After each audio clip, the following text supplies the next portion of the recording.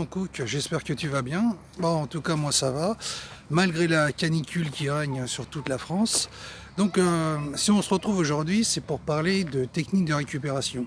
Alors, comme tu le sais, la récupération est très importante pour être en forme, pour la santé, mais aussi dans le domaine de la musculation. Donc elle permet d'avoir des performances au top, elle permet d'avoir une hypertrophie optimisée, mais également elle permet d'être bien concentrée et elle agit aussi sur l'humeur. Donc ce qu'il faut savoir, c'est que parmi toutes les techniques de récupération qui existent, celle qui demeure le plus important, enfin la plus importante, c'est le sommeil. Mais bon, je vais développer tout ça et on va décortiquer le truc. Alors, on va commencer par le sommeil. Bon, le sommeil est important parce qu'il permet de bien récupérer, évidemment, au niveau musculaire, mais au niveau du système nerveux. Il permet également aux fibres musculaires de bien se réparer. Donc ça, c'est important aussi pour le développement musculaire. Il permet de bien recharger le corps, mais en même temps de bien préparer le corps pour les entraînements suivants. Donc ça, c'est vraiment important. Donc en général, on dit au niveau du sommeil, il faut un sommeil de 7 heures minimum. Bon, si c'est plus, c'est encore mieux. Si tu n'as pas le temps de bien te reposer, n'hésite pas, dans ce cas-là, à ajouter des siestes, voire des micro-siestes. Donc c'est toujours bien pour compléter un sommeil qui est insuffisant. Maintenant, les gens qui te disent que le corps peut s'adapter à un manque de sommeil, ça j'y crois pas trop, parce que peut-être temporairement, mais bon, après tu le payes, t'es cassé, tu fais plus grand chose, bref, c'est pas l'idéal. Donc repose-toi bien, ça c'est important.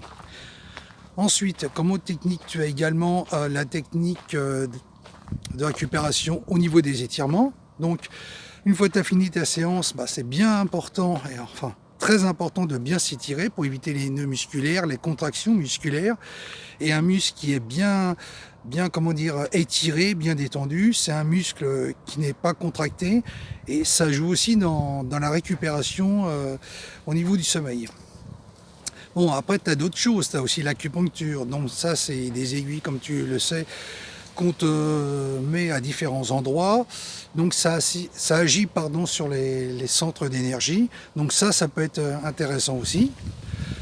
Autre chose, tu as aussi les massages. Alors les massages, tu as les massages avec des accessoires comme les rouleaux, ce qui peut être très bien.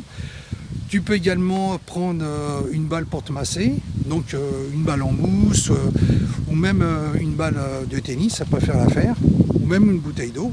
Ça dessus, il y a du choix. Et là, c'est pareil, ça permet de bien détendre le muscle et d'éviter qu'il soit contracté et donc de t'éviter des douleurs. Moi, ça m'a fait du bien dans la mesure où quand j'avais beaucoup travaillé les biceps, j'avais une contraction et ils étaient un peu douloureux. Et le fait de bien me masser, tu vois, ça m'avait détendu le muscle et après j'ai eu des douleurs mais très légères. Donc ça joue aussi sur ça.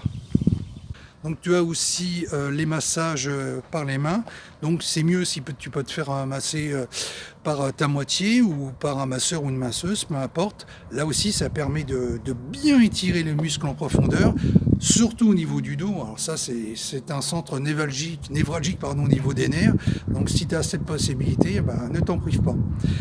Ensuite, tu as l'alimentation, évidemment, qui joue un rôle aussi décisif dans la récupération.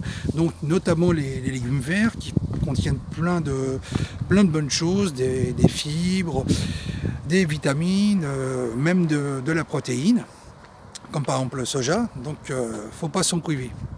Bon, tu as aussi les compléments alimentaires. Donc, je pense comme complément alimentaire aux multivitamines qui contiennent du zinc, du manganèse, du magnésium et plein d'autres choses, mais également la vitamine C. Bon, tu peux faire un petit rajout de vitamine C en plus parce qu'en général la vitamine C est faiblement dosée, c'est 1 gramme, ce qui est insuffisant. Donc tu peux ajouter jusqu'à 3 ou 4 grammes, tu n'auras aucun souci de santé. Ça, c'est un médecin qui m'avait dit ça, donc ne t'en prive pas. Quand tu es en hiver, évidemment en hiver la luminosité baisse, donc tu as moins de lumière, donc tu as moins le moral, et puis bon, tu es un peu plus fatigué.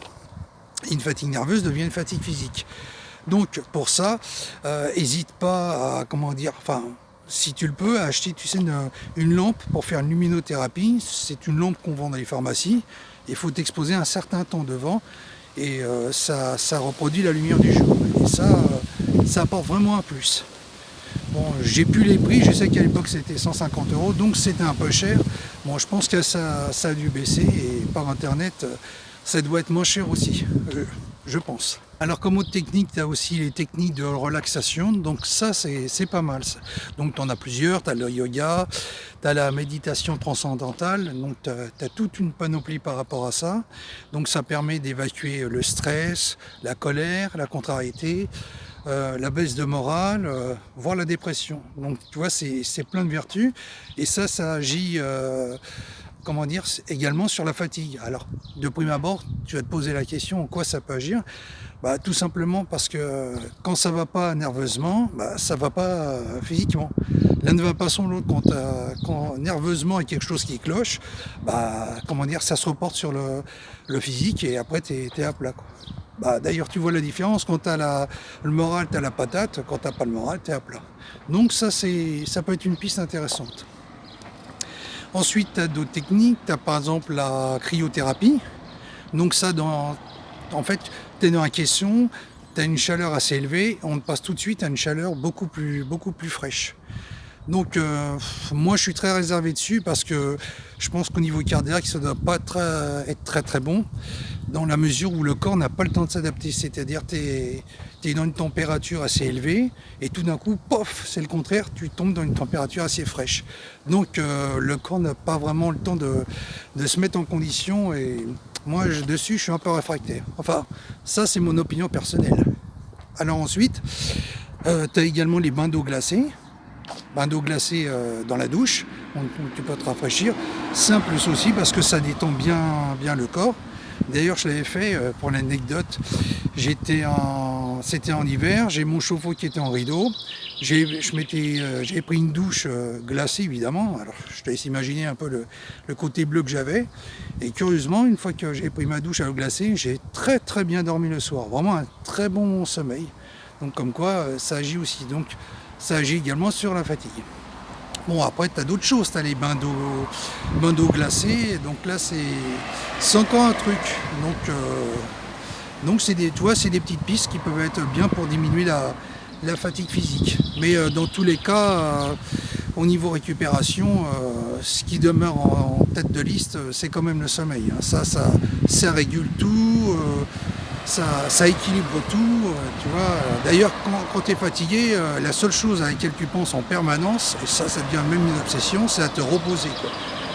Tu penses à rien d'autre. Donc ça, c'est normal, c'est le cerveau qui envoie un signal au corps comme quoi il doit se reposer et récupérer toute son énergie, quoi. Alors peut-être que ça nous vient du fond des âges, du temps des hommes de la préhistoire où ils devaient avoir de l'énergie justement pour chasser, pouvoir se déplacer en cas de besoin. Écoute, la vidéo arrive à sa fin, j'espère qu'elle t'a plu. Si c'est le cas, n'hésite pas à t'abonner, à liker et moi je te dis à la prochaine. Bye bye.